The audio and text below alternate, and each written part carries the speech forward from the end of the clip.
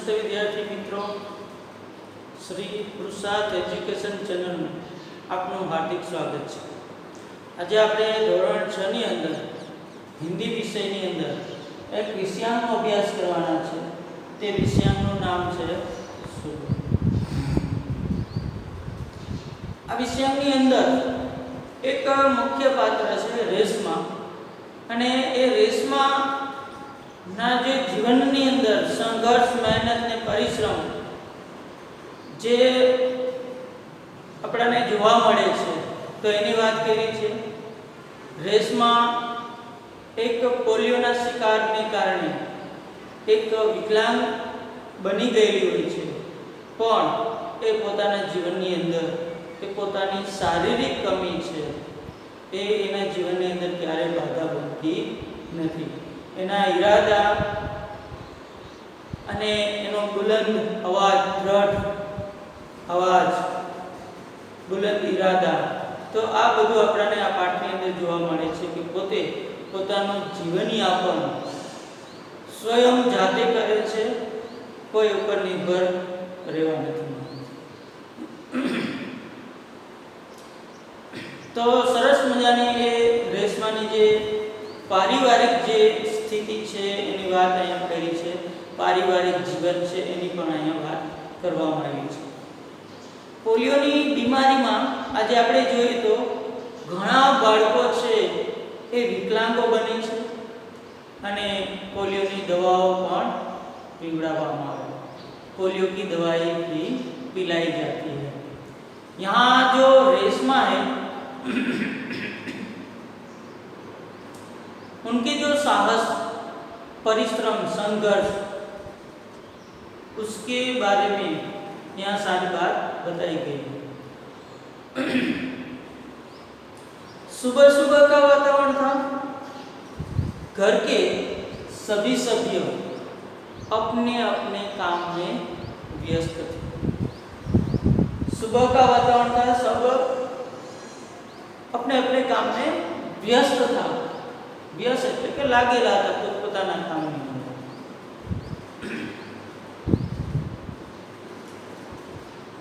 कोई सामान झाल रहा था तो कोई मकड़ी के झाले उतार रहा था।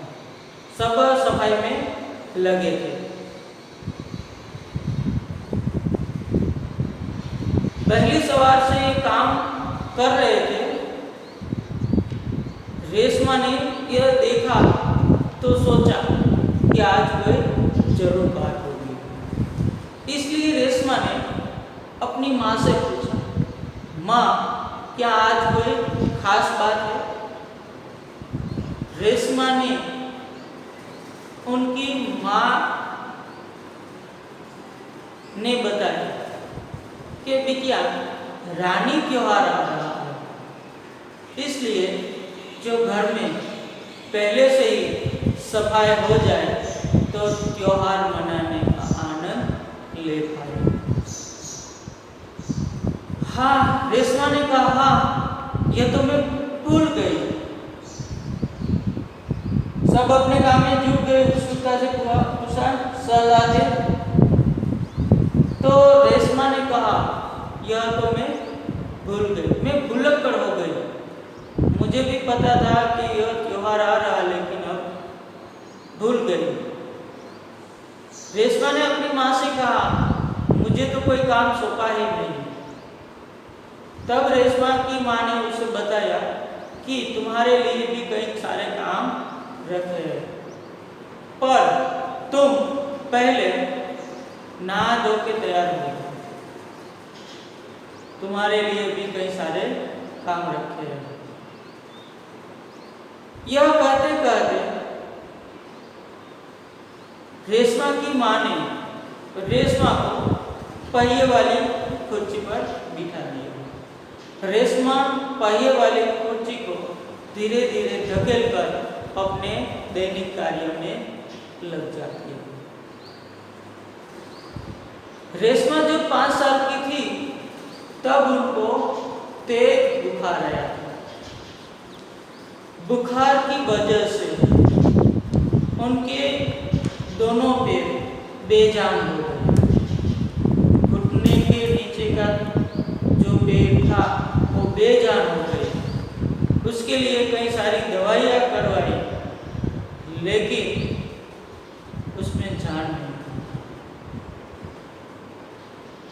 रेशमा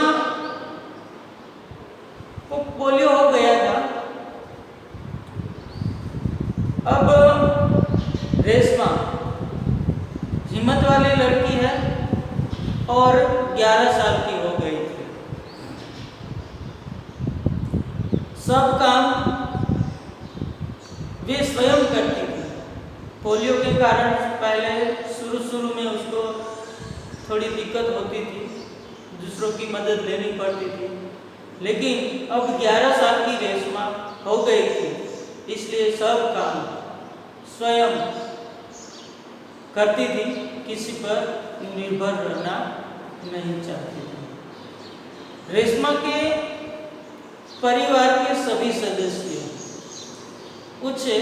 उससे प्यार करते थे और रेशमा सभी परिवार के सभ्यों के आंखों का तारा थी। तब रेशमा की माँ ने आवाज दी, रेशु, तुमने नाश्ता कर लिया हो तो तुम मेरे काम में हाथ बढ़ाओ। रेशमा ने कहा, हाँ माँ, मैं अभी आती हूँ, हाथ धोकर, और वे सीधी रसोई घर में चली जाती है। रसोई घर में जो बर्तन, डिबिया, बोतलें सारे जो साफ करके रखे थे, उस पर लेबल लगाना था। रेशमा उस पर लेबल लगाती जाती थी और उनकी माँ यह सब जो बर्तन है व्यवस्थित ढंग से रसोई घर में रखती गई। रेशमा ने उनकी माँ से कहा, जो मेवे वाला दूध का जो मेवे वाला दलिया था वो बहुत अच्छा था। पूरा रसोई घर जगमगाने लगा। रेशमा की माँ ने लड्डू बनाना था। रेशमा के जो पिताजी दफ्तर चले गए थे, गोलू छोटे थे, दादा दादी बुजुर्ग थे, इसलिए उनको लड्डू बनाने के लिए कुछ सामान चाहिए था। तब रेशमा ने कहा, मैं यह सब सामान आपको ला के दूंगी। रेशमा की आवाज में दृढ़ता थी। रेशमा ने उनकी माँ से कहा कि तुम एक लिस्ट बना के दे दो और एक थैला दे दो, मैं अभी ये सब सामान आपको ला के दूंगी। रेशमा की माँ ने कहा, तुम नुक्कड़ वाली दुकान से ही सब सामान लाना। रेशमा सामान लाती है और गोलू के लिए एक टोपी, गोलू को आवाज दी और गोलू को एक टोपी देती है। गोलू खुश हो जाता है। कुछ दिन बाद पूरा मोहल्ला जगमगा उठा। आसमान और मोहल्ले धरती पर एक जैसी जगमगाती हुई जो तस्वीर है, दृश्य है, देखने को मिलता है। दीपावली का त्योहार है, अंधेरे पर उजाले का त्योहार है, असत्य पर सत्य की जीत का त्योहार है, बुराइयों पर अच्छाई का त्योहार है। ये सब बात रेशमा की दादी उसे बता रही थी और रेशमा और गोलू उस बात को सुनने के लिए वे बहुत ध्यान से सुन रहे थे।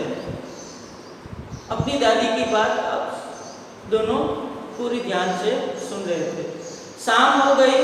शाम के समय घर में सभी लोग इकट्ठा होकर पूजा की, प्रसादी ली और गोलू अपने मित्रों के साथ पटाखे छुड़ाने के लिए वे चला गया। पटाखे छुड़ाने में मग्न थे। रेशमा अपने दादा दादी के साथ फुलझड़ियां जला रही थी।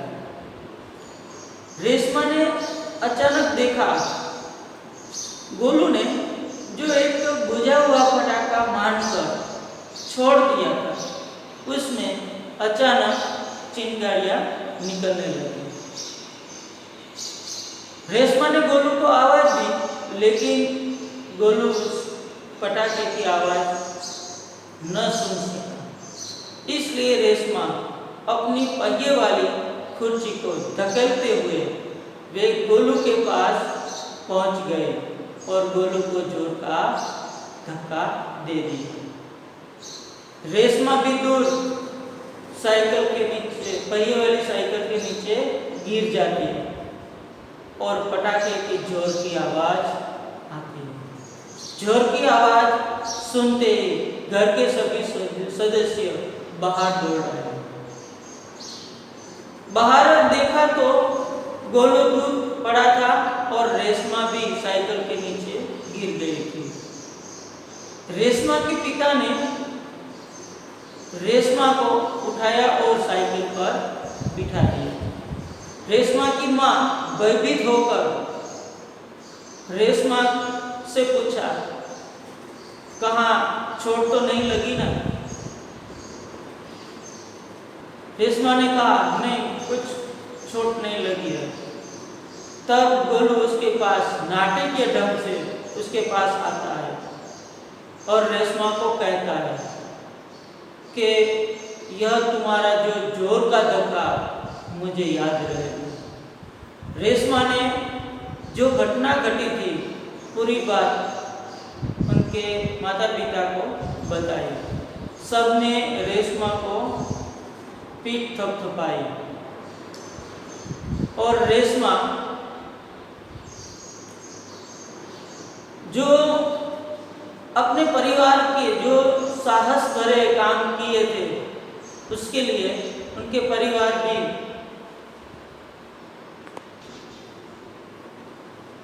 जो रेशमा ने साहस भरे काम किए थे उसलिए सबने उनकी पीठ थपथपाई और गोलू की जान बच गई।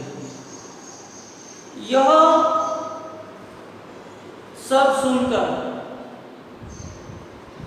जो गोलू नाटकीय ढंग से बोला, यह सब सुनकर सब लोग खिलखिलाकर हंसने लगा। रेशमा की जो ये शारीरिक कमी थी वह कभी उसके जीवन में बाधा नहीं बनती। वह आज भी उतनी ही जिंदा दिली से अपने सारे काम करती है। रेशमा परिश्रमी संघर्ष से अपना जीवन यापन करती थी। रेशमा की हर सुबह एक नए इरादे के साथ उनकी शुरुआत होती है। तो जो यहाँ रेशमा है वे अपाहिज है, लेकिन उनकी जो शारीरिक कमी कभी उनके जीवन में बाधा नहीं बनती। हमने देखा है कई ऐसे जो बच्चे हैं वो अपनी शारीरिक कमी से अपना जीवन यापन करने में किसी पर निर्भर नहीं रहते। तो इसमें भी यहाँ रेशमा भी अपने जीवन में कभी जो उनकी शारीरिक कमी है वो उनका जीवन को बाधा नहीं बनने देता। उनके इरादे जो बुलंद है उसमें कभी बाधा नहीं बनती। तो विद्यार्थी मित्रों, आज ये વાત છે આપણે જે રેશમાની વાત જોઈએ પાઠની અંદર, જો તમને આ વિડીયો ગમ્યો હોય તો તમારે એ વિડીયોને સબસ્ક્રાઇબ કરવાનું અને શેર કરવાનું ભૂલશો નહીં।